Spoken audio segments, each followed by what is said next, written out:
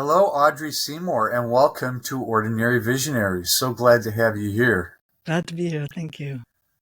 So, Audrey, we've known each other some time. You did my mastery course, I don't know, 15 years ago or so, a long Yeah, time ago. I've been following you for about 20 years. 20 years. That's crazy. So you've done a lot of things in your life before you met me. You've been a coach. You've done a lot of other things, which we'll be talking about. So the first question I ask everyone is, how are you an ordinary visionary? Hmm. Well, I have a real strong connection with my inner guidance, and I've learned to trust it because the results are always amazing. And for example, one was to leave my field of software and dive into a new career in Rolfing because it had changed my life, and I wanted to transform other lives in the same way. Uh, And there couldn't be anything more different than software engineering and rolfing. Software, you're in front of a computer doing coding all day long, very impersonal. Rolfing, you're deeply going into somebody's body and manipulating their body. aligning I them in mean, gravity, yeah. that's hard to imagine. Well, what But happened? so, how did that happen? I mean, you experienced rolfing yourself. It made a difference in your life. And what sort of was the process, and how long did it take you to leave software engineering and go into rolfing? Well, I had this sense I really wanted to do it to help other people's lives and organize bodies, and gravity organizes their mind and their psyche. And so I quit my job before I knew I was accepted in the training. I was just so sure that that was going to be it. Wow. So as they say, that you threw your hat over the hedge. So you had to go over the hedge to get the hat. Couldn't go Just, back. Yeah. you couldn't go back. Right. Yeah. And then when I And then, wanted to leave, go ahead. so how long were you a rolfing practitioner? I was for 5 years, but it ended up being just too hard on my body physically. I would really, I had, issues with my own alignment. And so I couldn't keep doing that. It was just too hard. So I Right. decided to go back to software, and I wanted to my idea was to become a computer graphics engineer. Oh, And I saw an ad for computer graphics software engineer, and I recognized the phone number. It turned out to be the phone number, the work number of one of my Rolfing clients. So I contacted him, let him know what was going on. He got me in, and I got the job. It was one of those beautiful synchronicities. wow. And then where did that go? So I did that for quite a while. Computer graphics was really fun because it allowed me to use my math background, um, you Yeah. know, moving things in space and using geometry and things like that. And but eventually I got too many injuries in software, with having a death grip on the keyboard, So, all-nighters. like carpal tunnel type things, Yeah, or carpal tunnel, pinched nerve in my neck, tendonitis. So I knew I had to leave software for good. And I wasn't sure what I was going to do, but I had a friend who had a training company, and he just lost his business manager. So he just said, why don't you come work for me while you figure out what you want to do? He sent me to coaching school because he wanted an internal coach. And that's when I fell in love with coaching. so he gave you a job and sent you to coaching school. Yeah. One of those I mean, amazing geez, synchronicities. coaching school. Well, it doesn't cost that much, but that's definitely an It was an investment. investment in someone. Yeah. So And how did this person know you and trust you enough to have someone that doesn't have any experience in business management? I mean, that's an interesting thing. he So just he sort of trusted had me. an inner guide. He sort of He knew had that his you'd own be inner the right guidance. person Yeah. somehow, right? Yeah. Yeah. Oh, that's crazy. So I gradually brought in someone to take on my role while I gradually built my business. So it was a kind of a smooth on-ramp to my coaching business. Okay. So how long were you with that company? Oh gosh. Well, he's still a client of mine, but just, light touch now. So it's been, well, pretty much it's like 20 some years I've been involved in that business. It's Speaking Circles International. And so from there, you were with them how long, and then you started to go out to and built your business as as a coach. business. So how did you bill yourself? A business and personal coach, or Well, I think personal coach? in the beginning, I didn't choose my niche. It gradually found me. And I realized I really liked working with people in times of transition because it's such a creative time when you've got a vision and then you're going to create something different out of it. So I actually did both business and career coaching, but now I've settled into my real love, which is the purpose-based career coaching. What's the situation of an ideal client? Where are Ah, they that yes. they can identify, oh yeah, I need your help. And you worked with me. I can't remember all the work we did. It was so long ago, and we did you did my mastery program, etc. And you were developing your messaging, and that's evolved over a period of time. We worked on your website. I remember all of that stuff. But anyway, what's sort of the situation where someone goes, I need Audrey. That sounds perfect for me. Well, they're like either burned out or bored or frustrated, but they know they need to do some soul searching to figure out what's their next career move because what they're doing is not working for them. So just the career is not working. Or they can have been laid off. I had a client who was a serial entrepreneur and she got fired by the board of a recent company. So she had a real shock and was like, I really need to figure out what am I meant to be doing here? So it can be a shock to the system. It can be just gradual, slow burnout, frustration, something like that. Yeah. So let's talk about this whole inner guidance thing, because it seems that, well, maybe it's been more difficult than it looks. It sounds like you just flowed from one thing into the other. It's never exactly like that, I suppose, but it sounds like that. It was like that in some ways. My I mean, career some changes people were go, smooth. Yeah, my career changes were easier. yeah. So, in my experience, see, I was in business for 39 years, but I was never always doing the same thing. I mean, it was mostly around helping small business owners, ultimately self-employed professionals, get out there and market themselves. But I was always teaching different things, different courses. And I never talked to anybody or relied on anybody to figure out what I was doing next. It just would pop into my head and I'd go, Yeah, okay. same here. I got into website design for a while, and I just created these courses, and it just, I did a lot of different things, but not as radically different as Rolfing and computer programming, coaching. I mean, like whole different domains. I always worked with small business owners. So how does inner guidance work? Do you know? Well, I had just kind of that felt sense intuition, but then I met Tim Kelly, who does the true purpose process that he developed. And Right. so you can get a verbal connection with guidance through that process. And it depends on your worldview. Where would something be that could give you wisdom in your worldview outside of the conscious mind? So it could be something inside, like call it intuition or my soul.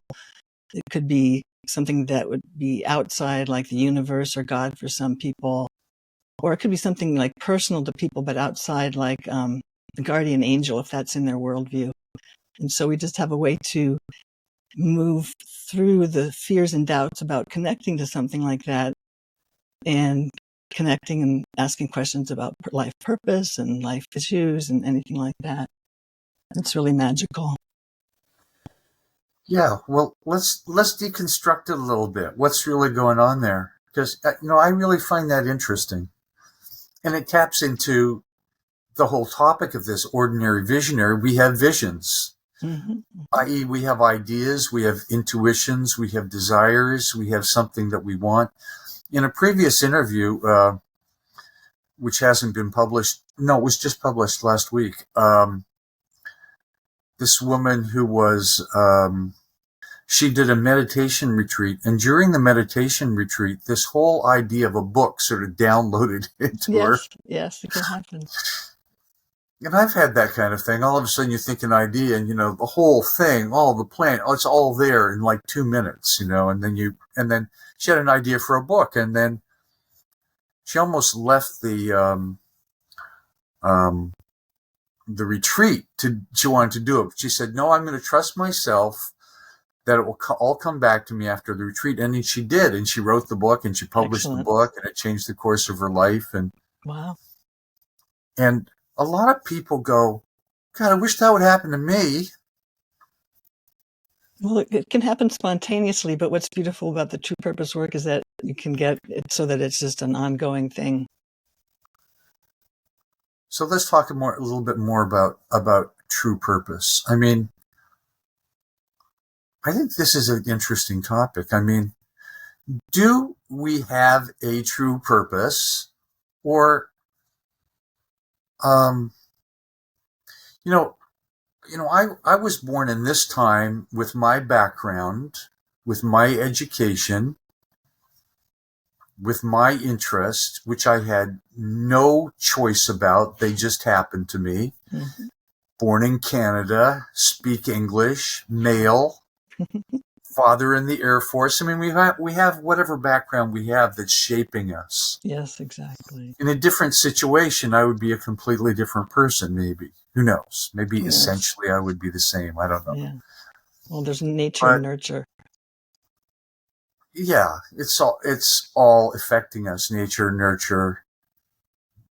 Some people say it's astrology. Oh, it's in the stars, But I've always sort of struggled with this idea of true purpose, because it's like, given a situation on a particular day or something that I read, or I could go in this direction. I mean, I read books in my life that changed the course of my life several times, things like that. I didn't expect them to change my life, but they did. So I don't know what I'm asking here. Where in the hell is your true purpose coming from? It's like, well, it can look different ways in different times in your life. Like the software and purpose coaching. They both come from the purpose of bringing clarity and flow to those who have a mission but can't see which way to go. In software, the mission was publishing software, and I worked with dysfunctional teams that needed to be brought into alignment. And then now I work with individuals who want that sense of purpose or mission, but they've got to do the inner alignment to be able to do what they came here to do. So there will be a theme throughout, things that look totally different on the outside. Yeah. So what's your recurring theme, your recurring purpose that you could apply to just about anything? Well, that's the bringing clarity and flow to those who have a mission but can't see which way to go. Okay. So yeah, but that's kind of, I'm not saying I think that's great. But what's the underlying simplicity of that? Because, that's sort of a formulation. Just repeat it to me. So finding the underlying. What was the question? Sorry. You broke up, so I didn't hear the question. So how do you articulate your purpose? Say it slowly. Bring clarity and flow to those who have a mission but can't see which way to go. Okay. So they have that energy, and there's something that's trying to happen, and they're stuck. Yeah. And I can release that so that they get to take off and do what they're meant to be doing. But your inner purpose, which wasn't articulated in those words necessarily, was still there when you got interested in martial arts. And somehow you said, I'm going to go for my black belt. And then you got injured and couldn't do it, but then you went back and got your black belt, which is admirable. So what inner purpose was driving that? It's even more fundamental than what you're doing as a business. Well, your purpose is actually something you do to yourself as well. So I was doing my purpose to myself in that sense. Yeah. So, one of the themes of my life, it's a blessing and a curse, is I like systems and organization. So it's enabled me to do a lot of things because I find a way to organize it, systematize it, processify it. Is that a word?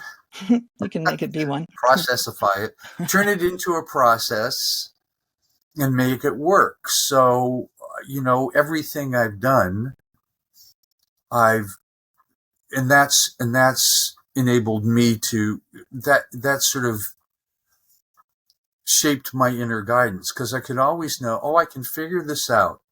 How does it work? What's the system? How can I make it simpler? How can I work?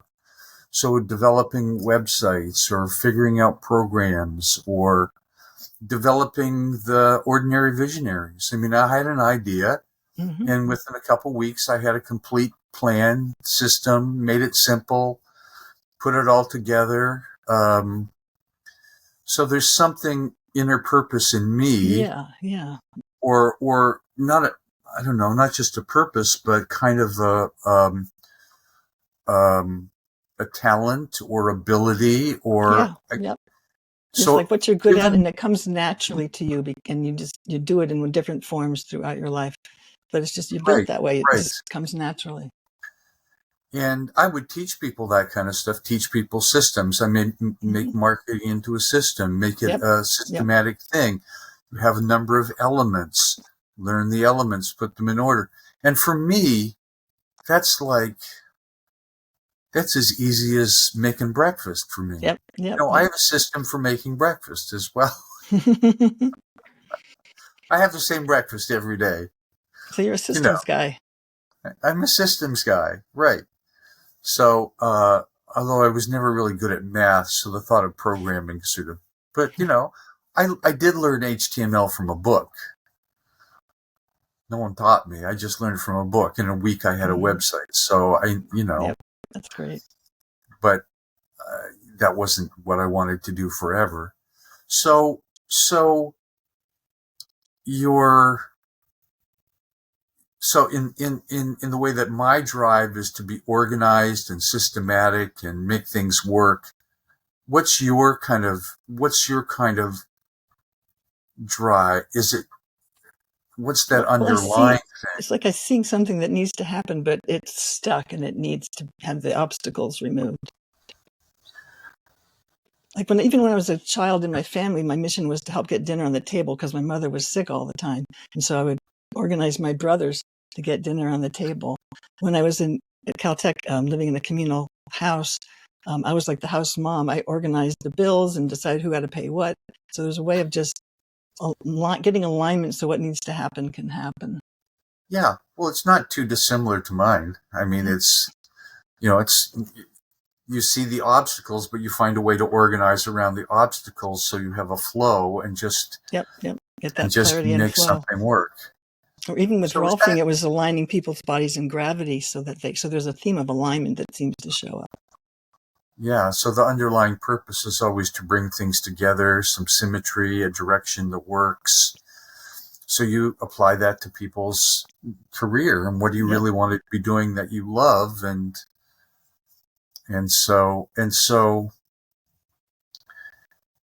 I suppose we use a lot of words for things, but words are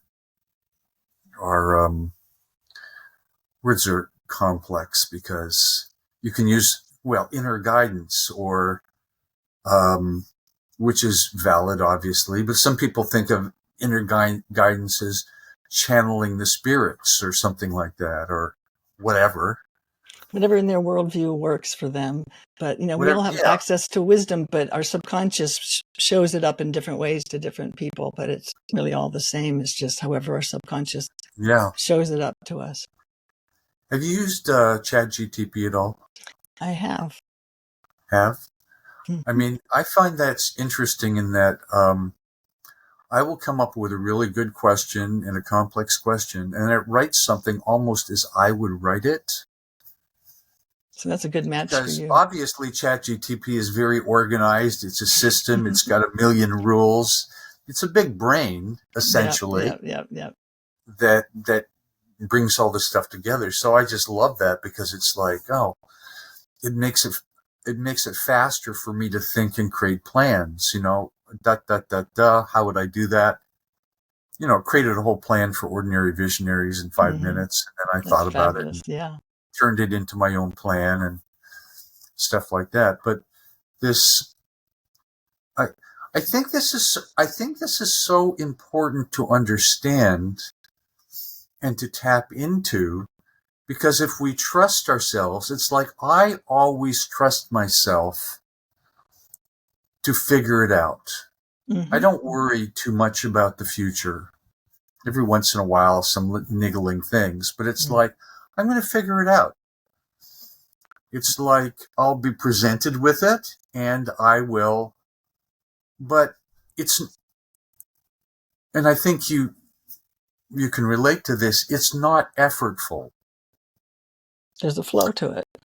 There's a flow to it because you have experience with it, you've done it many times, and you have this inner confidence that, yeah, I could do that. I can make that work. Now, Yeah. I don't know if that can work with everything. I'm sure there's some things that I would be terrible at. But you're naturally drawn to what you're good at because it's rewarding and it's fun, pleasurable. But I have thoughts of things. I won't get into my whole deal of ideas in future that I'd like to do, but that somehow there seems to be an impenetrable barrier to some things. But so what's your experience in working with people in terms of their access to their inner guidance or lack of access to their inner guidance? Well, is it always there or it just needs to be uncovered? Or well, not everybody wants to go there. Some people want a quicker version of just find purpose by looking at peak experiences in their life and get that, because purpose is a key part of a career, because purpose, when you live your purpose through your career, you're better at it, you're more fulfilled, and you're more motivated than with anything else. So that's why I always start with purpose. And so some people just want the quickie one, but those who really want it, they want to get more in touch with their intuition or whatever they call it. Then we set that as a goal, and it's a deeper dive than just filling a questionnaire about peak experiences. So people normally would have some sense of fear about really connecting to intuition, because like, what if I don't like what it tells me to do, or what if I'm not good at it, and all these fears come up. So there's some process to work through the fears and create self-agreements that help manage the risk.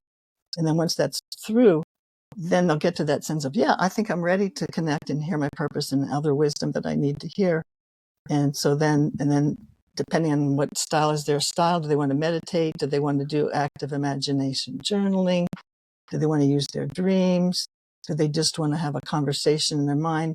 Whatever fits them, they can use. And whenever they start to lose that connection, there's some other fear has come up. So sometimes they have to go back and work with that fear and realize they're at choice. They don't have to follow anything they hear. It's just an advisor, and they can be at choice with it. But then people get some purpose information and, work, life, career information. So you bring all kinds of tools that you've learned over the years through Tim Kelly's process and other things. Other things too, yeah. So you're trying to find, kind of a way through the darkness, right? Someone is in this place in a career where they're not happy. Yeah. They're stuck. They're dissatisfied. It's not fun anymore. Maybe they're just not making enough money at it, or they feel like they're making money, but it's not fulfilling anymore. They hate their boss. All these, you've probably seen it all, right? Yeah, I've seen it all. And what's sort of the typical way that people come to you? Is it in a place of frustration, confusion? Is there anything typical, or what are some of the sort of typical apart from the people who've been laid off, there's that frustration, burnout. And sometimes we have to actually look and see, is the burnout something that they can change and stay where they are before making the career change? So that's good to check out first. Like maybe they're being too much of a people pleaser and doing whatever's asked of them and not setting any boundaries with their time and their life balance. But usually, it's like this burnout of frustration or bored. One person said, I've fulfilled all my visions, and what am I going to do with my next 20 years? So that wasn't so much well, maybe a little bit bored because like it was starting to get boring. What was her big vision before it started to get boring? And she wanted to know, well, what am I meant to do next? So there's a kind of a range of what people can bring in, but they talk about wanting to find more meaning or more sense of purpose in what they do. They've made their mark in the world, but now they want to have something more meaningful, not just making money, but making a difference in some way. Yeah. And then what happens next in the process? How does the process kind of unfold? Because it seems to me as the process unfolds, they become more in touch with both of what they want and what they don't want, right? Yeah, what they don't want: purpose, values, the environment they want, the experience that they want to reuse. So they're just gathering an ideal work vision. Is really what it comes down to. And then once they have that, then they can start to map that against opportunities and see, does this check all the boxes or not? Or what am I willing to compromise? What's a must-have? What's a nice-to-have? Getting all those factors and then setting loose on the world. The box I check off is work by myself, do my own thing, don't have a friggin' boss. I can relate to that. I sometimes wonder where these things come from. I've been like that since I was a teenager, you know. Just independent. Just independent. So we have these personality traits that, again, who knows why we have them, but given your personality traits, interests, background, it's like how to use that to kind of formulate, what do I want? And for me, it's a combination of being independent, but yet being part of a team. So I kind of get the best of both worlds. Right. So we're with a team. Most of the people that you work with end up going back into a company, or do some people become self-employed? Well, yeah, there was one who was a COO of a biotech startup, and they lost their funding, so she had to figure out what to do next. And when she looked at all her ideal factors, she realized she didn't really want to be in a company. She wanted to be an independent contractor to consult to biotech startups, and that was more fun for her. So she turned down jobs and just went for that independence. Other people find another job. It varies. It's all over the map. One of my what's the word? One of my things that I struggle with my whole life is impatience. I like things to go fast. Like I want it yesterday. You know, it's like I want everything yesterday. And, you know, so I don't know if you've seen this kind of thing. Well, I want it. I definitely want it. I see it. I realize that would be great. But, so what I have to do is come to the present and go, okay, given all of that, nevertheless, I have to take the first steps. I can't just all of a sudden, I want to be an opera singer. Let me see. I'll call up opera companies and see if they're interested. That isn't going to work, right? Let's see. Maybe I should learn how to read music, things like that. So so that's always my obstacle. It's like, I'm chomping at the bit. But then if I get focused and really see what it is I need to do, then it can work and I can dive into that and get good at that. But what are the kind of things that you see that keep stopping people? Like you said, there's beliefs, there's fears, right? There's beliefs, doubts. Fears are the big ones, yeah, because they really want to change, but they're afraid of it at the same time. Because what if I'm not good at it? What if it's too hard? What if I won't make enough money? What if I end up neglecting my family or losing my health? Those kind of things show up a lot. Don't you think, a large percentage of their population live in that world of limitations? I mean, don't we all live in a world of limitations? We all live to limitations. We have to have limitations. I mean, we have physical bodies. There are limitations. We know what we know. We have abilities, and we don't have other abilities. Well, and we have fears. our brains simplify things, and that's part of the limitations, is that our brains cannot take in all that's going on around us. Our brain shuts out most of it, and we only take in a small portion of our environment. And so so that's one of the ways that the brain limits us, is that it screens things out. Right. So I don't know if you remember it. It's from Dune, at least the original Dune. Fear is the mind killer. Mm. You're a science fiction person, aren't you? Yes, I'm totally into science fiction, TV series, Did you watch movies. the recent Dune movies? Have yet to see the new one. We just saw the first one to catch up before we saw the new one. Well, I just saw it on Sunday. It was much better than the first one. It really. That's what I've heard that. I've heard that. Yeah. It really got into everything. It was great. Is it streaming yet, or is it still just only in theaters? It's in theaters. It'll be streaming maybe in a few months. I don't know. Yeah. But it was the biggest movie of the year, so. Cool. Whatever. But fear is the mind killer. I just remember that from Dune. And so what do you see as the biggest one for the average person to get past? And how do you work with people with those fears and doubts? I think self-doubt is a pretty huge one. Self-doubt is expressed by, will I really be able to do what my purpose is? Yeah. Like they have a sense, they can feel it, but they don't know exactly what it is. And then there's the fear. I mean, there's the whole range of fears, like I said, but that's one that shows up a lot, is, will I be good at it? Yeah. And so managing that fear can have something like, I take any training I need to fulfill my purpose if I want to. Yeah. Or maybe maybe I'll be ridiculed and cast out of society. And so self-agreement is, I have at least 3 people who believe in what I'm doing. That kind of helps that one, or 5 people, whatever people want. Right.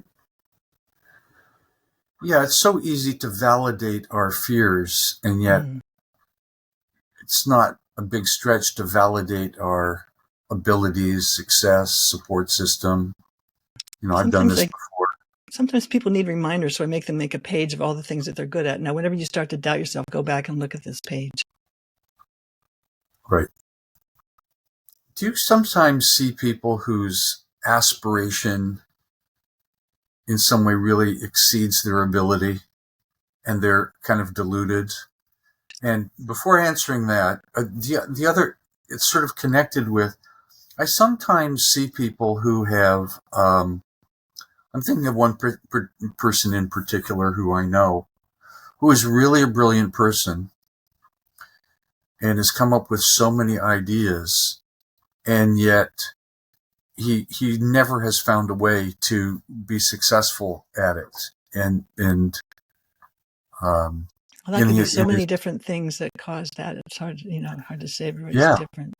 So he's very, very inspired, and he's put a lot of work into it, but he can't get buy-in for his ideas. Sometimes people, they have too many ideas and they can't settle on just one. And that can stop people, because it's like that shiny object syndrome. Yeah. Because once they start to implement, they kind of get bored, and they're much better being a visionary than an implementer. So that's when they need to partner with somebody who's good at implementing visions, and they can continue having their visions. But that keeps them from finishing, because they're on to the next idea. That happens a lot. Yeah, I forget that I always think in the domain of self-employed entrepreneurs, but the majority of people are not that. They are working with a team. Mm-hmm. So, yeah, when I think of that, I can't even fit that into my brain. Working with a team, but I want it my way, so there you go. Yeah. It's funny that what we struggle with. So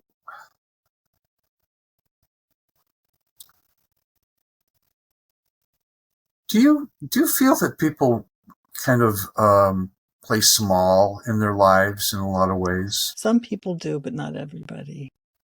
Yeah.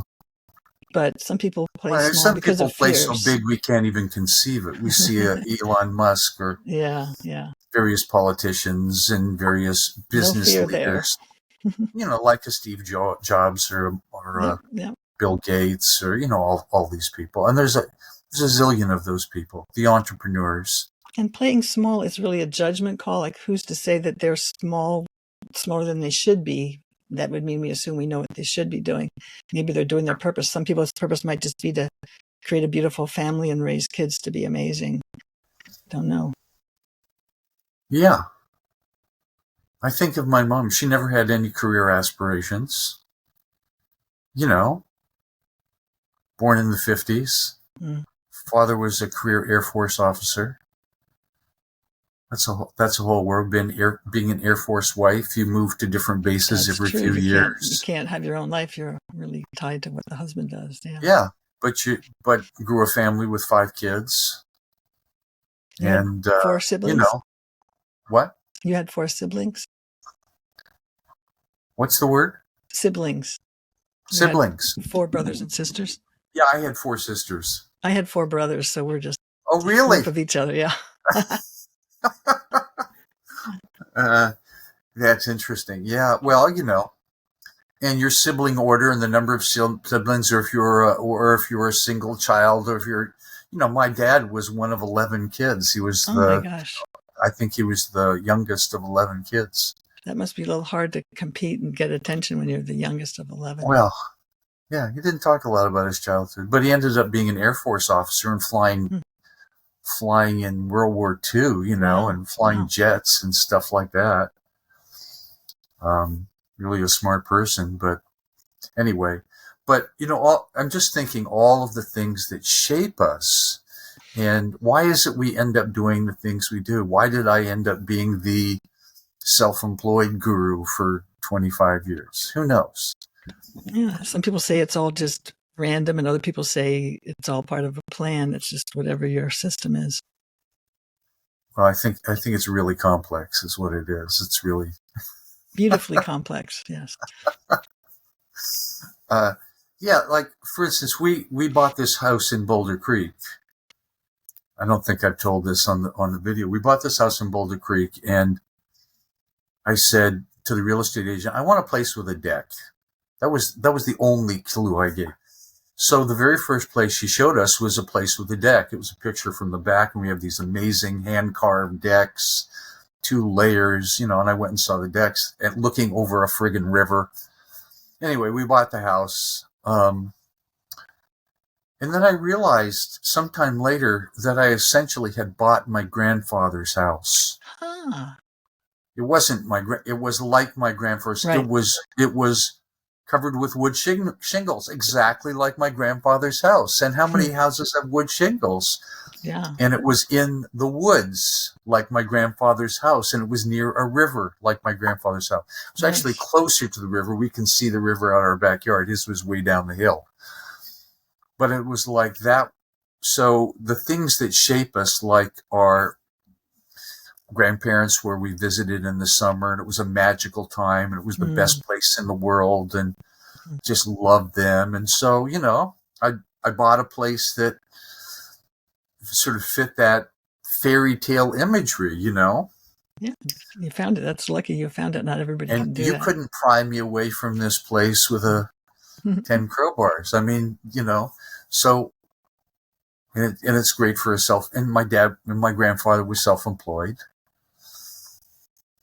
things like that. So, tell me a story or two about some remarkable shifts, growth, transformation, breakthroughs of some of the clients you've worked with, getting them clear on their purpose, their direction, and helping them shepherd them through this process. Well, there was a woman who was a pediatrician, and she worked for a health agency, but she had risen to a level where she felt like she really got out of touch with her love of children. And so when we did the soul searching, our purpose and values and all of that, and then she just hit like, I really want to be working with children again. And she decided on pediatric mental health. So it was just a whole shift. It's like, I don't want to be in upper management. I really want to be hands-on working with the kids, and I feel like I can make a more personal difference that way. and it was really rewarding for her. There's another one that was interesting, a woman who was the serial entrepreneur in technology, and she got laid off by her most recent company. And so that was like a real shock for her. And when she did the inner work, she realized she really wanted to get in touch with her artistic side, which she had never done in her life. She'd just been in technology. So it was like a real revelation. And she ended up creating a company that makes designer silk scarves. And she loves her work now, and it's just fulfilling. And it was just time for a major shift. And that was somebody who did that. Yeah, that's quite a difference. Yeah, you would never know. Tell me someone that you worked with that really struggled with the whole process, but came out the end in a good place. Well, this was a software engineer who, after doing the work, decided he really wanted to be an NLP practitioner, neuro-linguistic programming. Yeah. But he really struggled with it. It was hard to get going, and he ended up pivoting back to where he's like a agile scrum master. I forget the exact terminology, but he went back into software because he just couldn't make it. What the hell is an agile scrum master? That's so funny. What do you do? I'm an agile scrum master. Well, thank you for dub. Don't ask me what it is. It's something to do with computers and technology. Yeah. Right? So he just didn't make it. I mean, it was sort of like with me, I went into Rolfing, but I couldn't succeed because I didn't have the physical strength to do it. So I went back into software. So I did a couple pivots, myself, because I couldn't make it. It was just, in between clients, I'd be on the floor trying to get my back in because I'd throw my back out working on clients, and it was like, I can't do this. I can't do enough of it to make a living. So there was like a dead end, and then went back to software. But I chose a different type of software, which was more fun, which is the computer graphics. Right. So what are I'm really interested in the whole thing about purpose and direction and vision and inspiration, and I think I have a fair amount of that. It's like I can get excited about ideas, and I can get excited about a possibility, and I can get excited about creating something, and I love exploring it. Obviously, I love conversations about this stuff, so I created a retirement where I had conversations with people about this stuff.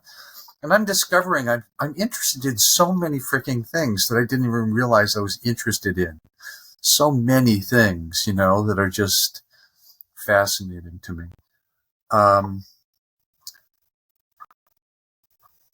What is it? I don't know if we answered this. What is it that suppresses our relationship to purpose, our connection to purpose? Well, it's the wounds that happen in childhood that we just sort of make a decision like, I'm not going to do that again. I'm going to either I'm going to stay small and safe, or I'm going to be just an angry person and not let anybody dominate me, or it's just we make all these adaptations. But there's a thing that in some systems is called the sacred wound, that as you heal the wound, you get trained in your purpose. So get into that a bit more. Well, like what would a sacred wound be? And it's sort of the thing that is sort of a recurring thing, right? Right. Or just a one-time. Yeah. So, for example, there was a person who whose mother was just really hopeless and depressed all the time, and the person had to keep dealing with getting the family happening, and it was like the repeatedness of having to keep help try to lift her mother up and get things happening in the house was like doing reps. And then she ended up having a career helping people who feel hopeless find hope, because she became really expert at that. So that's the kind of example that can happen. So do people come to you often, they're trying to figure out what they're doing? Do you go into some of that kind of stuff? I mean, what is it? It depends on the person, depending on if they're comfortable talking about spiritual things, we'll go there. I mean, I let them lead in that sense. But if they're just real nuts and bolts, like I just want to know my purpose, values, and get that ideal job description in a couple of sessions, then that's where we go. And I kind of like the variety of it. It makes it interesting to have not do the Because same everybody's thing. different, right? Yeah, Everybody's at a certain place, and some person might be, I've been in a career, I've made money, but I've never liked what I do. Mm-hmm. Mm-hmm. I feel like a failure. Is there anything I could be brilliant at? That kind of thing. Yeah, and also there's like that disconnect between head, heart, and gut. And so sometimes a lot of the work is just getting those lined up. It's like your head is thinking of all these ideas, but what does your heart really want, and what's your gut tell you? And so some people just, they all three are in different directions and they're disconnected. How do you access that? I mean, I'm kind of a heady guy, but but how do you access your heart? How do you access your gut? How do you talk about that? How do you take people through that process to figure out, what it's like? Sometimes I feel like,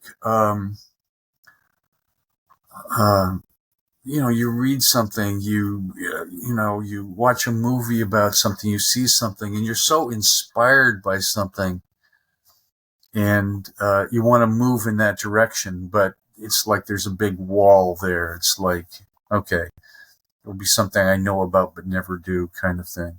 Yeah, so then you get curious about the wall. I mean, you kind of work with whatever shows up because Yeah. the way through something is through it. So you don't try to throw away the wall. You get curious about it. Is that some fear or some childhood trauma?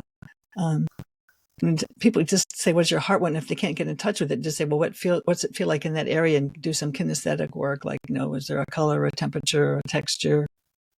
And as they do that, without trying to change anything, things just evolve once you pay attention to part of yourself. It'll be the same with the gut. So either some kind of meditative process or a guided visualization in their body to help them get in there. And they might find out that there's this, casing like a cannonball around my heart. Oh, that's interesting. Well, let's just hang out with that for a while and see what's there. Ah. Yeah. So visual imagery, a cannonball around my heart, whatever that Yeah. means. Yeah. That's like, it's really defended. Yeah. Right.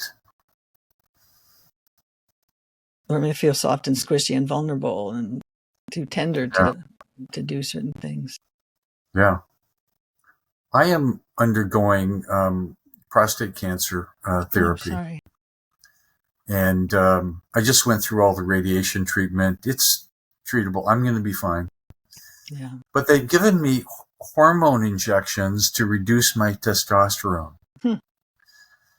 So I'm experiencing emotional things at a higher level than I have before. Interesting.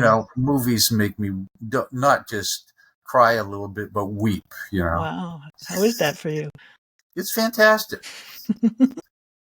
Because it's real. It's an experience. Don't have a problem with it. It's like I love to feel, and often men are cut off from their feelings and they're so in their head. But I've always been a deep feeling person in a lot of ways. So now it's like Katie barred the door. It's like crazy.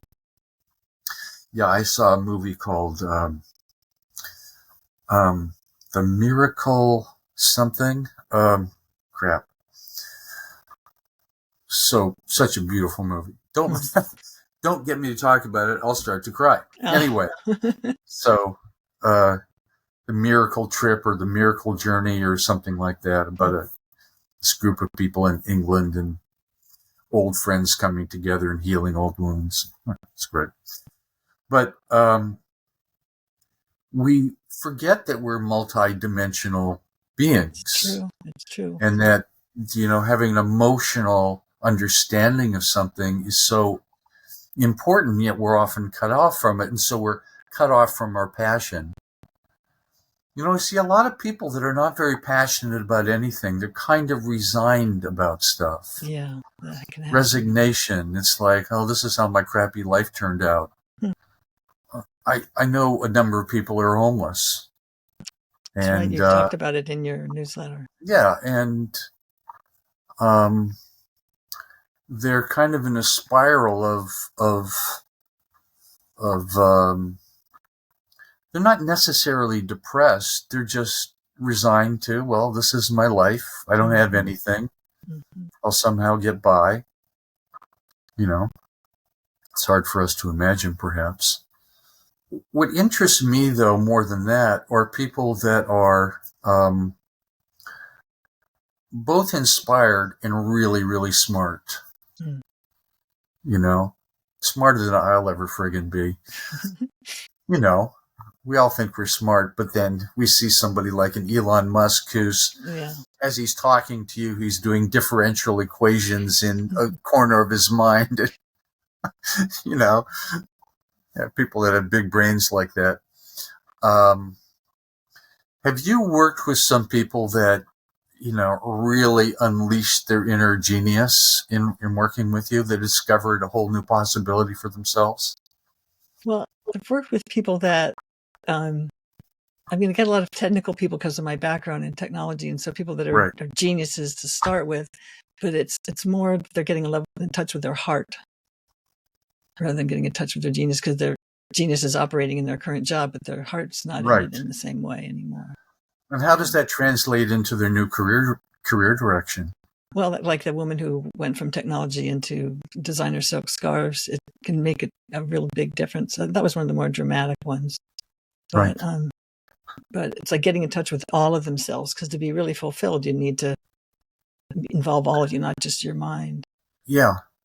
And that was me back then. I mean, my heart was the last frontier for me, because I was in my mind, you know, doing mathematics and all that.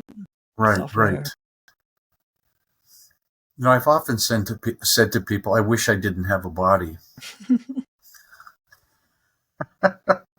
One needs a body to get things done, but I've never been athletic. I've never been, although, you know, I have certain physical dexterity. I'm a good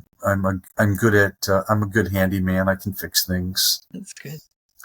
But in terms of, like, if someone, you know, just, you know, the whole running a marathon deal. Have you ever run a marathon or done that? No, when I blew out my knee in that karate injury, I couldn't so run that's anymore. sort of out for you. Yeah, and I can't ski either. But, you know, I've got other things I enjoy doing. I mean, I've been running like an old man for 20 years. I mean, I just terrible. And how does one's physical presence, one's body, one's energy, all of that fit into a successful life and a successful career? Is that something that you explore and help people with and talk to people about? We don't typically spend as much time in the physical realm. It's more the heart and the mind. But if somebody is a kinesthetic person and that's how they learn, then I would follow that learning style and ask them, oh, what do you feel should happen, rather than what do you think or what do you long for? It's more like, well, what do you feel? It would be their way into new information. Because I remember working with one client who was, she does classes on paddling outrigger canoes, and she has there's a whole industry around that. And it's like, this is a really strong physical woman. I mean, really, really physical. And, you know, and I'm a wimp, basically. So, and I'm working on some exercises and stuff like that, because I notice I'm not getting any stronger as I'm getting older. But you know, I walk my dogs every day at a slow saunter. Not much of an exercise, but it's something. But I think here I am. I'm at 72. I don't know how old you are, but we think as we go through life, you know, my aspiration is to live a great life for as long as I'm alive. The best life I can live.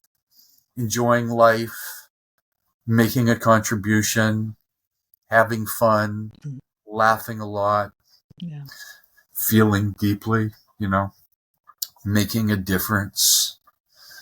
And I don't know if I have a question about that. It's just that's, you know, that I see that as a possibility for people to have a really full, rich life. Hmm. And it seems that we put ourselves in a box about this is what I'm able to do, this is what I can do. Yeah, And like my whole physical limitations thing. the brain makes shortcuts to make things less risky, and stick with the yeah, known is less risky than doing something new. So every time people want playing to make that itself. change, there's that risk, and so you have to do that risk management, or else they can't get traction. You know, I in my early days I studied a spiritual teaching. I won't go into what it is, but it seems like one of the prime, and I'm reading a book about that particular teacher right now, which is just this amazing book. And it seems that a lot of his work was to put people in uncomfortable situations. Yeah, that's how to stretch people.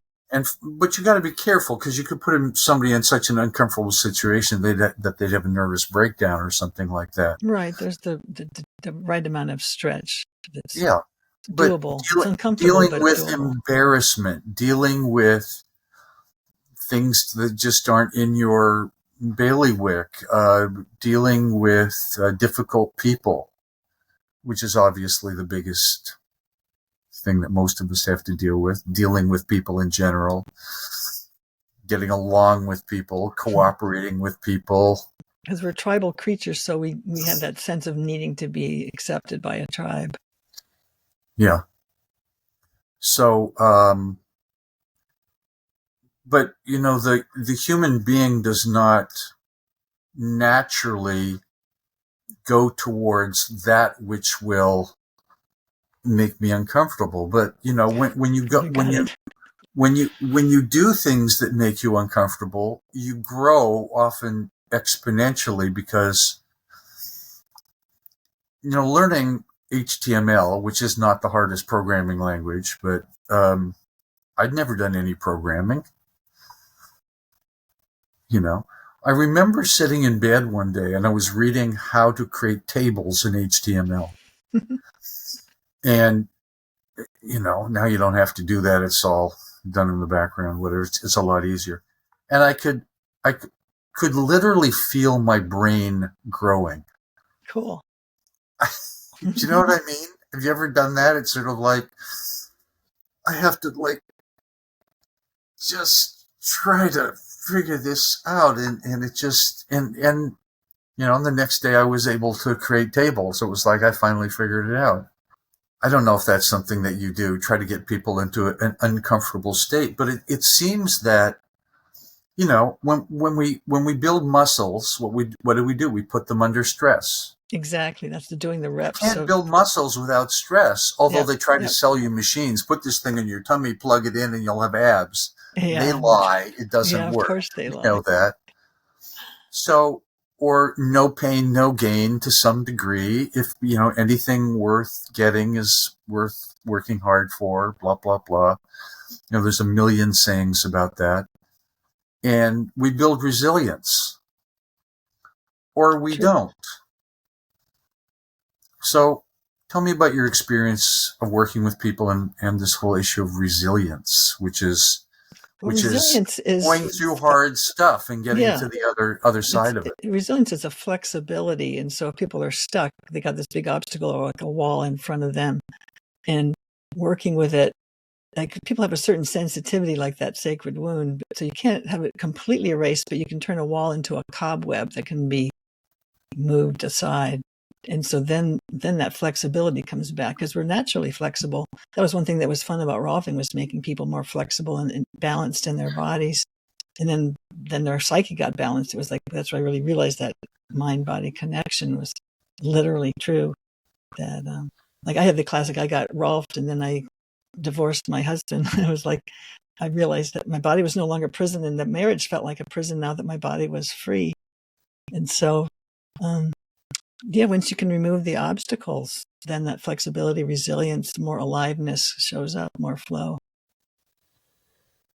So how does one remove obstacles? Give me an example. Give me an example of a really common obstacle that people have that they've been able to remove.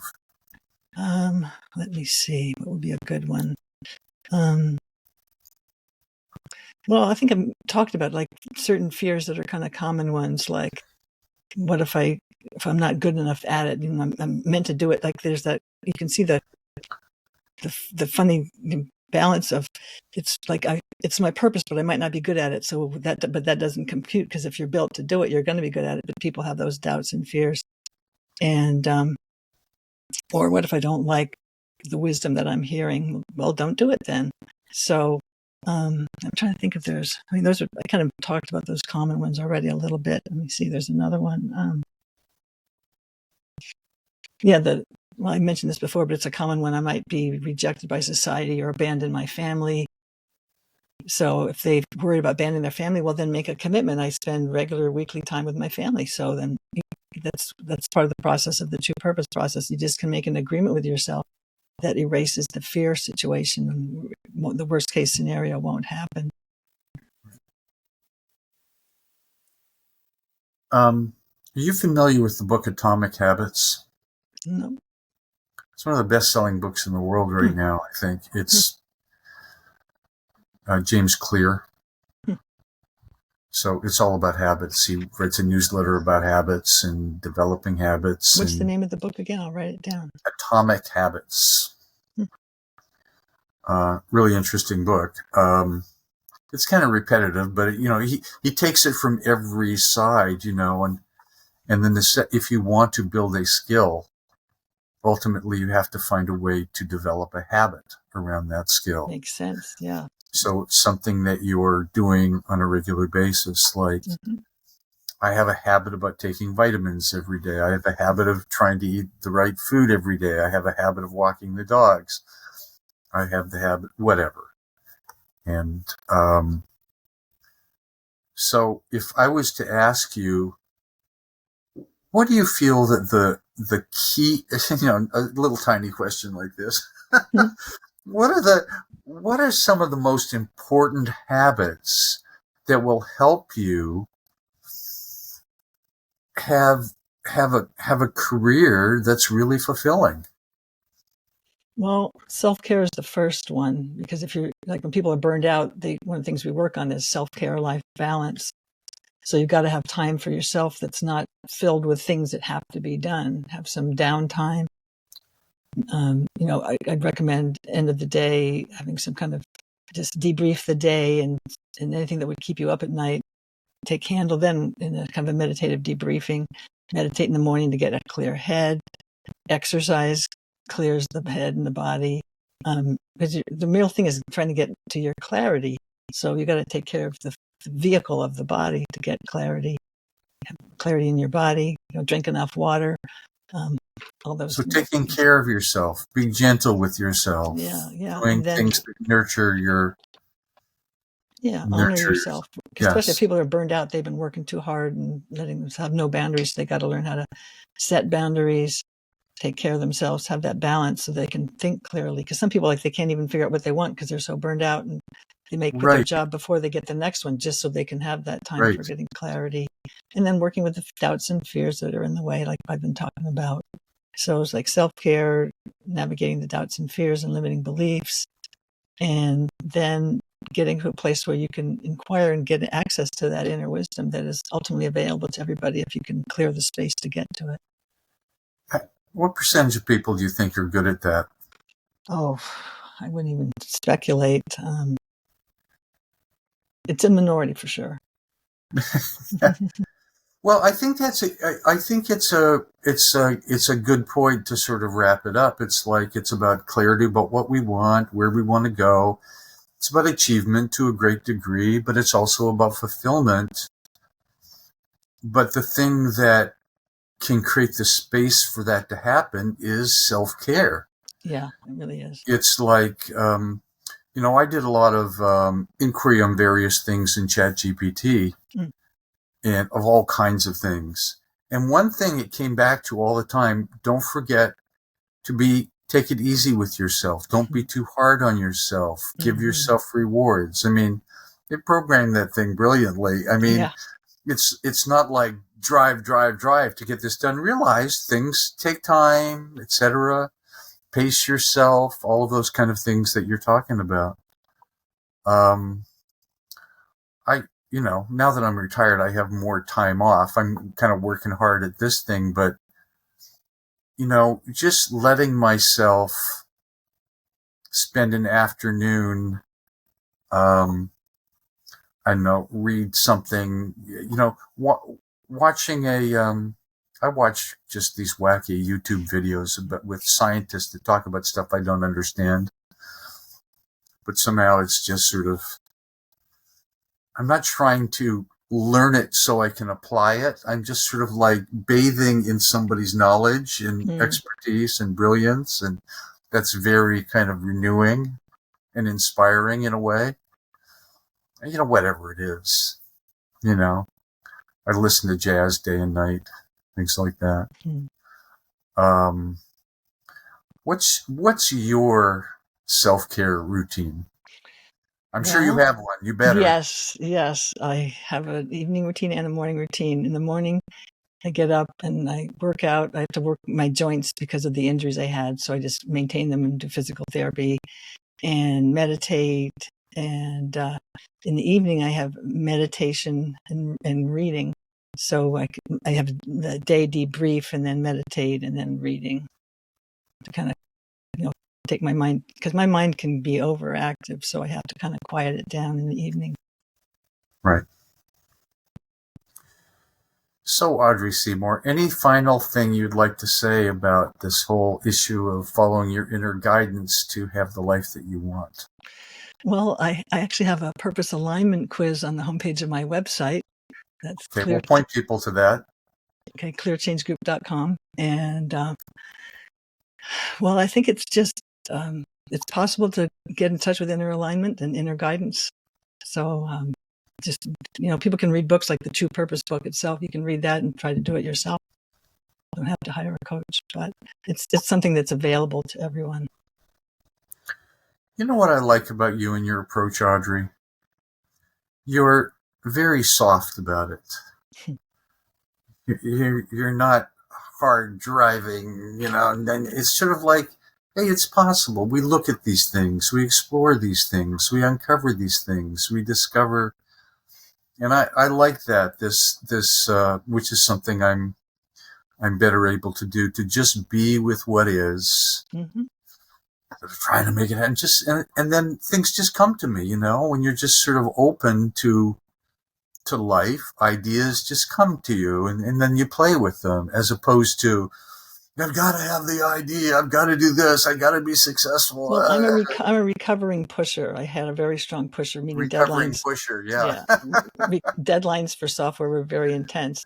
And when I first did my coaching, I was driving myself the same way and realized I was going to create more injuries. And so I had to learn how to dial that back and get more into flow rather than push.